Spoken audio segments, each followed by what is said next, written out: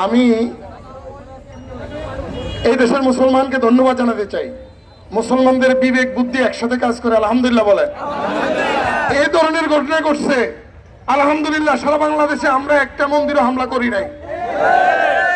আমরা আমাদেরকে শান্ত দেখার পরেও ভারতের এজেন্ডা যারা বাস্তবায়ন করতে চায়, তারা বিভিন্ন ভারতীয় মিডিয়ায় বাংলাদেশে নাকি কোথায় হিন্দুদের উপর আক্রমণ হচ্ছে এরকম নিউজ প্রচার করা হচ্ছে। আমরা আজকে বলে দিতে চাই, ইসকন জঙ্গি, ইন্ডিয়ার সঙ্গী।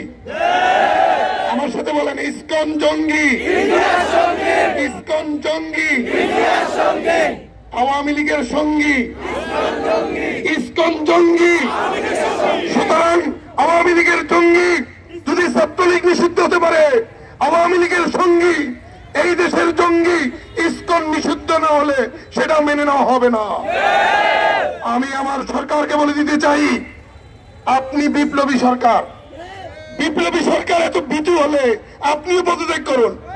যদি বিপ্লবী সরকার ভীতু হন, আমরা আরেক বিপ্লবীকে সরকার প্রধান বানাবো।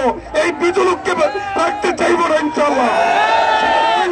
আগামী যে আলটিমেটাম দেওয়া হয়েছে, আলটিমেটামের মধ্যে ইসকনকে ছাত্রলীগের মতো জঙ্গি সংগঠনের স্বীকৃতি দিয়ে নিষিদ্ধ করার দাবি জানাচ্ছি।